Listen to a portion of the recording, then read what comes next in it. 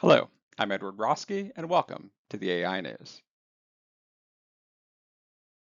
We're here for those intelligent people who only have time to deep dive into AI for a few minutes every so often, but always want to look smarter than they are about AI. We'll start with what's new in the technology side of AI.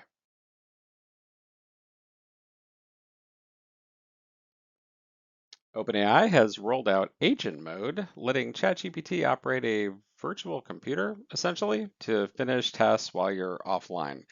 This is the first version of ChatGPT that personally I find to be okay to operate semi-autonomously. It browses, it clicks, it writes code, it builds documents on its own. It's, at least at the time of this recording, the best agentic AI out there. It originally rolled out to just the pro users, the ones paying a couple $100 a month, but Plus, Team, Enterprise users all eventually got access. There was just overwhelming demand. Although, kind of think whenever OpenAI rolls anything out anymore, it's overwhelming demand. It takes the old OpenAI operator and also the deep research tools and basically brings them together. XAI has dropped Grok 4 and Grok 4 Heavy. They immediately, at least in July of 2025, beat all of the benchmarks out there. According to Elon, we now have a PhD at every single possible level. The first people who had access to it were the heavy tier, which is rather an amazing $300 a month. It did things like it was the heavy variant was the first one to get 100% on the AI ME 2025 math test. It got the highest score to date on the AGI reasoning benchmark, got 87.5% on the GPQA graduate physics benchmark. It's really an amazing model, at least until GPT-5 comes out. Meta has poached some pretty elite AI leaders in addition to the people at Scale AI, and they've launched their super intelligent labs to chase AGI. Zuckerberg is spending really big and raiding all of his rivals to assemble a dream team that's going to build human level AI. On July 1st, Meta unveiled their new MSL, Meta Super Intelligent Labs, and they started off by appointing Scale AI founder Alexander Wang, who's not 30 years old yet, and former GitHub CEO Nat Friedman as co-leads. Meta has since, by throwing a whole lot of money at the problem, lured top researchers from OpenAI, Google DeepMind, and on July 8th, they nabbed Roming Pang, the exec over all of Apple's AI, over to Meta in its latest coup. An internal memo says that MSL says they are going to deliver AGI class models within 2 years, and they are going to double the compute budget over what they spent on Llama 4. This is pretty aggressive poaching, and now they have access to a whole lot of data as well. It might at some point, if not in the US outside of it, raise some ethical and antitrust issues, which says, how's Apple dealing with that loss of their top AI talent? What amazing things have they done in response? And one more quick Google story. In case you thought OpenAI was buying Windsurf for $3 billion, no. The top talent at Windsurf, which is a vibe coding company, is actually now going to Google and leaving a little bit of IP and about 50 other staffers at Windsurf. They're going to a company called Cognition. And in case you're going, who's Cognition? They are the makers of the first really usable coding assistant, Devon. Oracle is going to start spending $40 billion to build OpenAI's mega cluster, which will lock in a deal valued at $30 billion a year in cloud revenue from OpenAI. This is a multi-year deal that's part of the new Project Stargate build-out. Oracle is going to spend their $40 billion buying about 400,000 NVIDIA GB200s. In exchange, OpenAI is committed starting in fiscal year 2028 to spending $30 billion a year on Oracle Cloud infrastructure. And this has had, suffice to say, a really big impact on Oracle's stock. The S&P 500 is up about 26% in the last 3 months. Oracle stock is up almost 90%. So look to Oracle to be, quite possibly, along with NVIDIA, the backbone of the AI boom.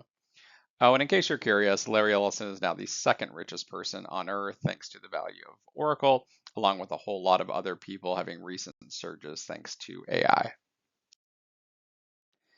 And that company Oracle is buying those 40 billion in chips from, Nvidia, has recently hit a market cap of $4 trillion. To put that dollar amount in perspective, that not only makes them the most valuable company on earth, 4 trillion is more than the gross domestic product of all but three countries in the world: Japan, China, and the USA. And Japan's GDP is only 4.25 trillion, meaning another 250 billion in market cap, and Nvidia has more than the GDP annually of Japan.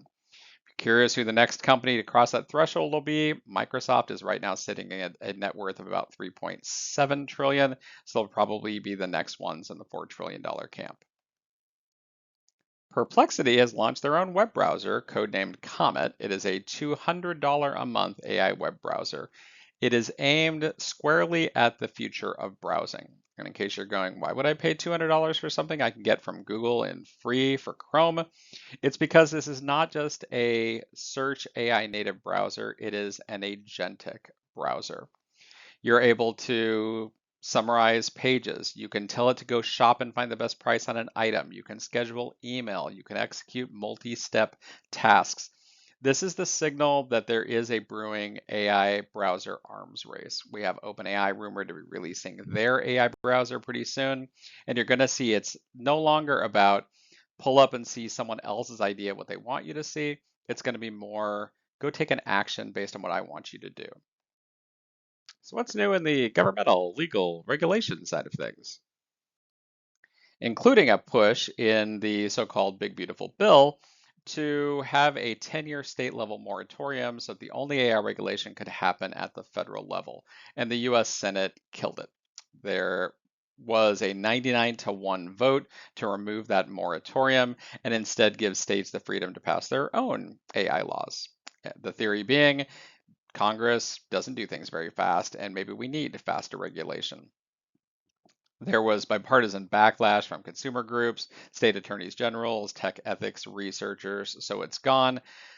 Does this cause a problem? What we're going to end up with is a patchwork quilt of regulations where Texas does it for one reason, California does it for another, New York does their own level. It's going to be a pain for small companies. Big companies probably can handle weathering it.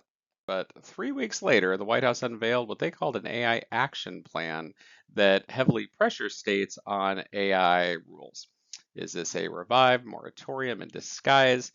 Well, it could steer federal AI funding away from states that have stricter laws, which will ignite some federal state clashes if there aren't enough already. The plan, at least per the White House, emphasizes deregulation and ideology-free AI procurement.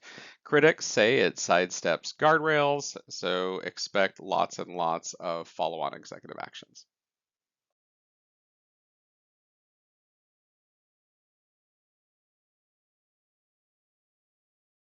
As always, you can find me on LinkedIn. That's where that QR code over there takes you, and X/Twitter. My podcast, Asking Good Questions, is on Spotify, Apple Podcasts, YouTube, or you could even go to askinggoodquestions.co or just shoot me an email and ask me anything on your mind. I'm Edward Roski with the AI News, and until next time, keep asking good questions.